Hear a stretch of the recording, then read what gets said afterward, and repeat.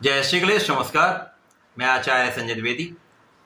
मेरे समस्त प्रबुद्ध दर्शकों का मेरे चैनल पर हार्दिक स्वागत है। प्रिय दर्शकों, आज मैं मिथुन राशि का नवंबर माह का मासिक राशिफल लेकर आपके सम्मुख उपस्थित हूँ। नवंबर माह में जो ग्रहों की स्थितियां तथा ग्रहों के परिवर्तन होंगे वो आपके स्वास्थ्य के परिप्रेक्ष्य में, आपके ज्ञान के, शिक्षा के परिप्रेक्ष्य में किस प्रकार का फल देने वाले हैं, संतान, विवाह तथा प्रेम संबंध किस प्रकार के रहने वाले हैं, इस माह में धन का कितना लाभ मिलेगा, आपकी इनकम कितने बढ़ने वाली है, भाग्य का कितना साथ मिलेगा, कर्म क्षेत्र में कितनी प्रगति करने वाले हैं, समस्त स्थितियों का संकलन करते हुए ये राशिफल मैं आपके लिए प्रस्तुत करने जा रहा हूं। यदि कहीं पर कोई समस्या है तो उसका भी निराकरण करने का प्रयास करूंगा। प्रिय दर्शकों, इस राशिफल को आप अपने लग्न तथा जन्म राशि के अनुसार देख सकते हैं। अर्थात यदि आपकी मिथुन राशि है अथवा मिथुन लग्न है तो ये राशिफल आपको अवश्य देखना चाहिए। नवंबर माह के प्रारंभ में जो ग्रहों की स्थितियां वो इस प्रकार होंगी। आपके द्वितीय भाव में मंगल होंगे जो अपनी नीच राशि में गोचर करेंगे। चतुर्थ भाव में केतु का गोचर चल रहा होगा। पंचम भाव में नीच की राशि में सूर्यदेव होंगे। षष्ठम भाव में बुध तथा शुक्राचार्य का गोचर चल रहा होगा। आपके नवम भाव में भाग्य भाव में शनिदेव होंगे जो वक्री अवस्था में है, परंतु इसी माह में ये मार्गी भी होंगे। आपके दसम भाव में राहु का गोचर होगा। आपके द्वादश भाव में गुरुदेव बृहस्पति का गोचर चल रहा है जो वक्री हो चुके हैं। समस्त स्थितियों को देखिए तो ऐसा लगता है इस माह में मिथुन राशि के लिए जो प्रारंभिक समय से बुध जो लग्न तथा आपके चतुर्थ भाव के स्वामी हैं, इनका गोचर आपके षष्ठम भाव में वृश्चिक राशि में है जो मंगल की राशि, यहाँ मित्रवत भाव नहीं होता है तथा षष्ठम भाव रोग ऋण शत्रु का भाव है, एक त्रिक भाव है, नकारात्मकता का भाव। परंतु यहाँ पर शुक्राचार्य के साथ गोचर करेंगे जो ज्ञान के स्वामी है, द्वादश के स्वामी है, तो यहाँ पर विपरीत राजयोग का भी लाभ मिलेगा। तो कुछ समस्याओं के साथ यहाँ पर आपको लाभ मिलने वाला है। समस्याएं क्या हो सकती हैं? यहाँ पर आपके स्किन से संबंधित कुछ समस्या हो सकती है, मौसम के कुछ रोग हो सकते हैं, एलर्जी की समस्या हो सकती है। तो यहाँ इन चीज़ों से आपको सावधान रहना चाहिए। इसी प्रकार से किसी प्रकार के एडिक्शन से, किसी प्रकार के भोग विलास से, किसी प्रकार के बाहर के खाने से बचना आपके लिए श्रेयस्कर होगा। इस समय में किसी प्रकार के विवाद से बचें, किसी भी विवाद में ना पड़े, स्वार्थी मित्रों से दूर रहेंगे तो यहाँ पर किसी प्रकार की बड़ी समस्या नहीं है। यहाँ पर आपको विदेश से एक अच्छा लाभ मिलेगा। विदेशी यात्राएं आपके लिए लाभान्वित करने वाली रहेंगी। विदेशी यात्राएं या कोई भी यात्रा आपके लिए अच्छी रहने वाली है। यात्राओं से आपको लाभ भी मिलेगा। जो लोग विदेश सेवाओं में हैं उनके लिए अच्छा अवसर है। यहाँ पर जो लोग कार्यक्षेत्र पाना चाह रहे हैं, जो लोग नौकरी के लिए प्रयासरत हैं, किसी कार्यक्षेत्र में जाना चाहते हैं, उनका ये कार्य सफल होने वाला है। आपको नौकरी की प्राप्ति हो सकती है अथवा नए प्रोफेशन में, नए व्यापार में आप जा सकते हैं। शत्रुओं पर भी आपकी विजय होगी। शत्रुओं पर आपकी स्थिति अत्यंत प्रबल रहने वाली है, तो शत्रुओं का पराभव तो निश्चित है। यहां पर सरकारी क्षेत्रों से कुछ लाभ उतना नहीं प्रारंभिक समय में मिल पाएगा क्योंकि सूर्यदेव ज्ञान के भाव में होकर नीच राशि में है। यहां पर यदि हम अवलोकन करें तो जो विद्यार्थीगण हैं उनका पढ़ाई में कुछ मन कम लग सकता है क्योंकि यहां पर आपका आत्मबल निर्बल हो सकता है। ऊर्जा का प्रवाह भी उतना अच्छा नहीं रहेगा क्योंकि मंगल भी यहाँ पर नीच राशि में होंगे, परंतु मंगल का तो नीचत्व तो बीच बीच में भंग होता रहेगा क्योंकि चंद्रमा की राशि में है। इस प्रकार से यदि यहाँ पर आप अपने मन को पढ़ाई में लगाए रहते हैं, अपने काम को पूरी निष्ठा के साथ करते हैं, किसी प्रकार की लापरवाही नहीं करते हैं, अपना संपूर्ण सामर्थ्य, संपूर्ण प्रयास लगाकर कार्य में लगे रहते हैं तो सफलता तो मिलेगी।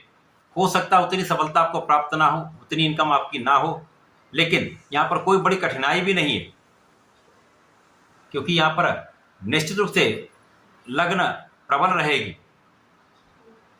कुछ स्वास्थ्य समस्याएं हैं परंतु आप अपना प्रयास करते रहेंगे। बुद्धि का भाव प्रबल रहेगा, ज्ञान का भाव प्रबल रहेगा क्योंकि गुरु का प्रभाव भी आपके षष्ठम भाव पर है। गुरु जो ज्ञान देने वाले हैं, विवेक देने वाले हैं, धैर्य देने वाले हैं, इनका इन दोनों ग्रहों से प्रभाव होता तो बुद्धि कुशाग्र रहती है, ज्ञान विस्तृत हो जाता है। शुक्राचार्य भी गुरु हैं, गुरुदेव भी गुरु हैं, तो इस प्रकार से इन दोनों गुरुओं का सहयोग बुध के साथ होगा जो लग्न के स्वामी है।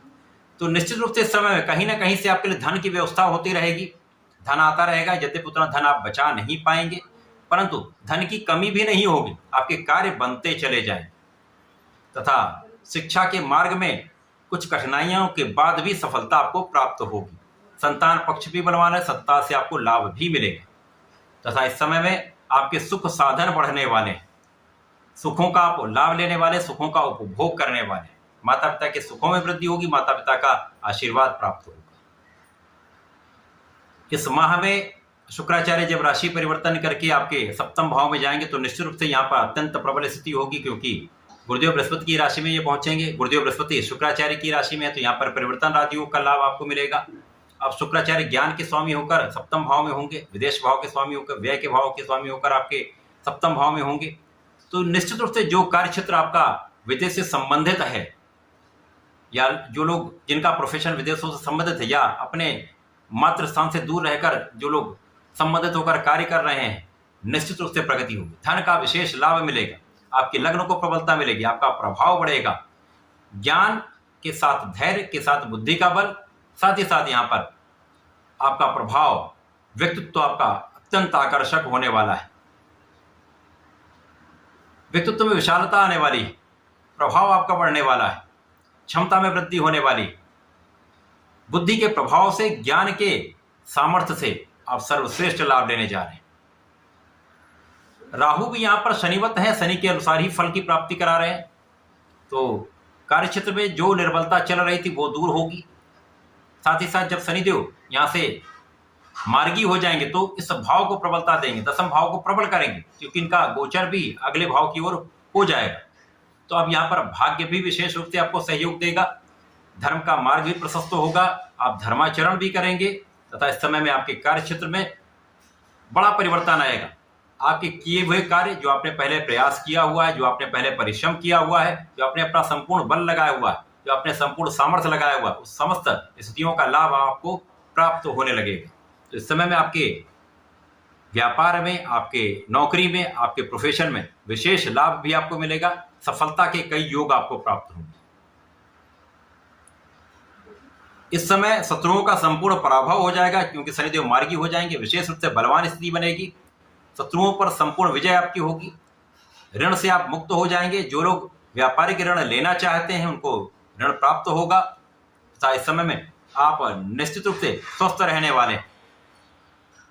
छोटी मोटी समस्याएं तो हो सकती हैं, लेकिन बड़ा कोई यहाँ पर योग नहीं है, कष्ट का कोई बड़ा योग नहीं। इस प्रकार से यहाँ पर मंगल की जो निर्बलता द्वितीय भाव में है, तो धन आएगा परंतु धन का संचय नहीं हो पाएगा। इस स्थिति में आपको सही इन्वेस्टमेंट के बारे में सोचना चाहिए, धन के सही संचय के बारे में आप विचार करें, धैर्य पूर्वक निर्णय लें। जब स्थितियां अनुकूल हो तब आप अपने धन को कहीं अच्छी स्थिति में लगा सकते हैं। परिवार का सहयोग मिलेगा, वाणी का लाभ मिलेगा, परंतु कभी कभी वाणी की कठोरता कष्ट का कारण बन सकती है। इसी प्रकार से कभी कभी जल्दीबाजी का जो कार्य है वो आपके लिए समस्या का कारण बन सकता है, परंतु इस समय में आपकी संपूर्ण सुरक्षा होगी, आपका विशेष ज्ञान प्रबल होगा, रिसर्च कार्य बहुत अच्छा रहेगा, आध्यात्मिकता में वृद्धि होगी तथा आपके विशेष ज्ञान से आप बड़ा लाभ लेने जा रहे हैं। अब जब सूर्य का परिवर्तन 16 नवंबर को अपनी नीच राशि से अपने मित्र मंगल की राशि में हो जाएगा तो ये छठवें भाव में प्रवेश करेंगे, परंतु सूर्य को किसी प्रकार का कोई त्रिक दोष नहीं लगता है। तो यहाँ पर शत्रुओं का विनाश हो जाएगा, रोगों से आप मुक्त होंगे, ऋण से आप मुक्त होंगे तथा किसी भी प्रकार की यदि कोई कानूनी समस्या चल रही तो उन सभी का हल निकल आएगा, आप विजयी होंगे।